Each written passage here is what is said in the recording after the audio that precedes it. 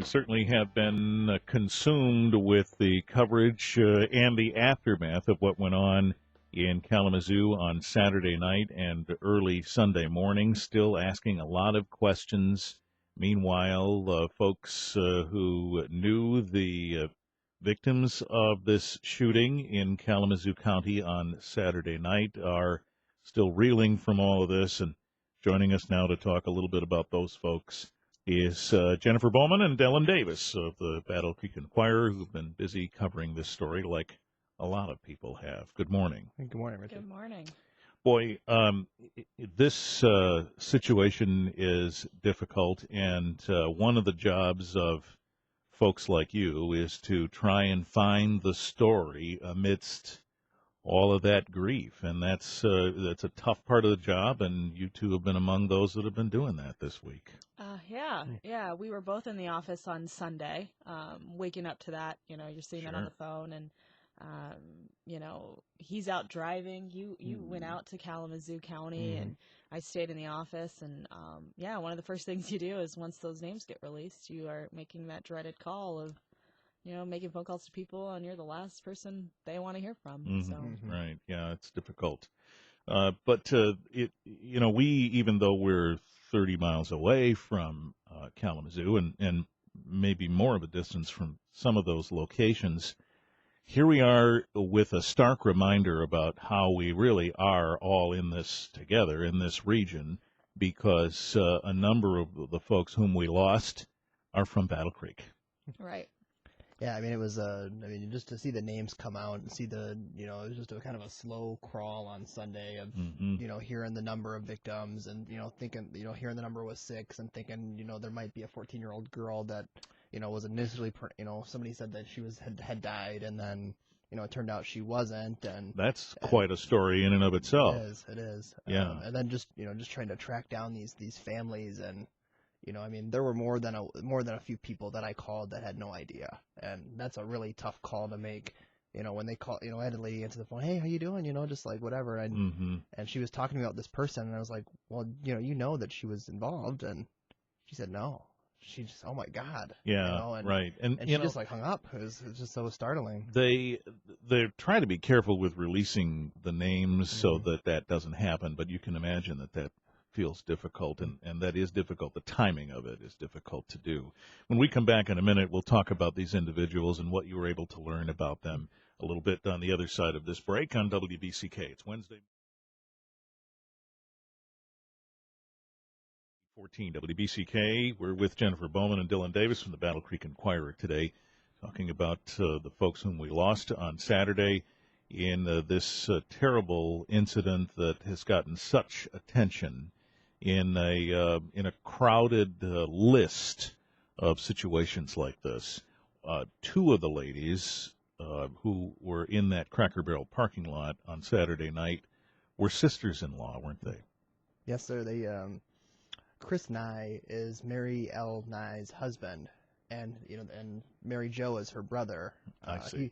He was somebody that I talked to, and I called him, and he talked about just that every time that his wife Mary would go out, she would always call, and then it got beyond an hour, and he didn't get that call, and he started to kind of search around, and he thought about calling the police, thought about a number of different avenues, and wasn't aware of what had gone on. He wasn't, then he stumbled across a couple of local TV news station reports, and and kind of heard about the locations and heard about the number of people that had been suspected that had been shot, and he said he just kind of sat down for a while, and he just kind of thought about it, and he went and turned his porch light on because he was expecting the police to come, and he was going to wait for the news of a wife and a sister gone, and unfortunately that was the case for him. Right, and I would imagine that if you're in that position, how could this be happening to you? You just don't anticipate that.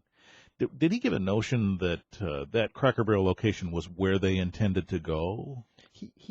I'm not sure. Yeah. I think what it is that they used to often go to shows at Western Sure. Miller Auditorium, Yeah. and they, I believe, often ate at Cracker Barrel. Okay, So, it's a good central location, I Right, imagine, because so- some of them were coming from Battle Creek, some of them Right, were Baroda, right. yeah. Right. So they had eaten at Cracker Barrel for dinner, went to the show, and they had returned to the cars at the parking lot I see. when the attack happened. Mm-hmm. Okay. And as you pointed out, Dylan, these were sisters-in-law, Yes, sir. Mary Jo Nye and Mary Lou Nye, who was known as Mary. Yeah, her husband said that nobody called her Mary Lou. She said she hadn't been called Mary Lou since she was a kid when she was being punished. So yeah, she preferred Mary, and she would go by Mary, and the other one would go by Joe. I see. So for the purposes of distinguishing between the two in the stories, the three names were used in both cases, I presume. We also learned about Dorothy Brown, and she's actually known as Judy Brown. Judy Brown, yeah. Here in Battle Creek. Yeah, Judy Brown, I spoke to a couple of longtime friends. She's part of the 1959 class at Lakeview High School, which is incredibly close from what I hear. Yes. They meet monthly, and so I talked to one of her best friends, Marion, who's in the UP right now, but she had known Judy since 4th grade. They met when their parents used to go to the lake, and she said that they were there through the best times and the worst times. Marion said Judy was there when Marion was diagnosed with breast cancer. They were there she said we shared a lot of joy too. You know, we were in each other's weddings, and by all accounts, she was a super giving woman. You know, what everyone said. She worked at Guardian and was described by her boss, Dave Kirby, as a compassionate, gentle soul. Boy, I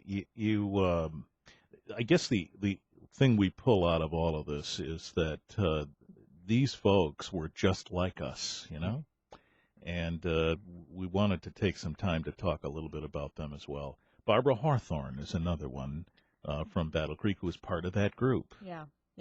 Barbara was a longtime employee at Kellogg, and actually we got a lot of we had a hard time finding out a lot about her. Her family decided to hold off until they released a statement late Monday, early yesterday, talking about their aunt. Well-liked, infectious laugh, you know, and the parents of Abigail talked about her this week too, and said that, you know, she's just a close family friend who was really caring. Mm-hmm. Well, we'll take a short break, and when we come back, we'll talk about some of the others, including the Smiths, Yes, sir. father and son, who were, and you know, a lot of us can relate to this, out looking at cars, just doing their thing on a Saturday night, and that's another part of this story that is so startling for a lot of us, is that these folks were all doing things that we all do, just out doing their things, enjoying the town. Having a little time together on a Saturday night, and this happens. We'll talk about that more coming up in just a moment on WBCK. Coming up on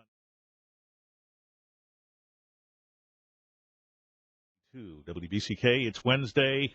Jennifer Bowman and Dillon Davis are here. They've been covering various aspects of this story that really has snowballed out of the shootings on Saturday night in Kalamazoo. And, of course, we touched on it, but we didn't talk about it at length, the story of the young girl, 14 years old, who is quite strong, isn't she? Yeah, absolutely. Yeah. I attended that press conference, and the family has asked for privacy, but release photos of her. Gorgeous girl, by the way. Right. And, yeah, she is certainly fighting for her life. She's on a ventilator, and she's in critical condition, but her heart stopped. And you know, police say she was shot once in the head, but she's very much alive. Her family described her as very strong-willed. She's squeezing hands, wiggling her toes, and I think it's safe to say that there's many people in the community who are really rooting for her. For sure. Now, maybe they elaborated on this at that press conference, but there's been some reports out there that this young woman was about to have her organs harvested. Yeah, so the doctor talked about that at the press conference. She was never declared medically brain dead, contrary to reports. It was bad. Her heart stopped. And when someone is in such bad condition like that, you can think about harvesting organs. That never happened. You thought about it, and it might have been discussed, but someone has to be declared medically brain dead in order for that to happen. There was some confusion on that front, too. I mean, the doctor got several questions from local TV reporters who said, hey, but what about her being brain dead? And I was like, the guy goes, I'm sorry, that's not what I said. So I think that there's a lot of confusion even among members of the media of what's true and what's not, and I think that's the point of what you're trying to find here. I think that started Saturday night with the notion that she did not make it, and then she did, and then we found out that some of those details really made it clear why there was confusion. Right. Yeah, someone went through an attack like that, and it was serious. And she came in, and I think her parents, feared the worst. But she's fighting, and her parents have made that very clear. She is alive, and she is fighting for her life. Well, we've got a whole community, a whole state, a whole country behind her, and hope she's doing better. In this business, and you probably get this too, I hear people say, "Why is everything always bad news? Why do you always focus on that?" I heard a fella say once, and this fellow was Mort Krim, who used to be on the air in Detroit on television, and in Philadelphia before that. And some of might have heard me say this story before. I'd met him at one time, and he was talking about that. And he said, "I get it. However, the minute we stop covering the bad stuff is the minute we tacitly approve of it."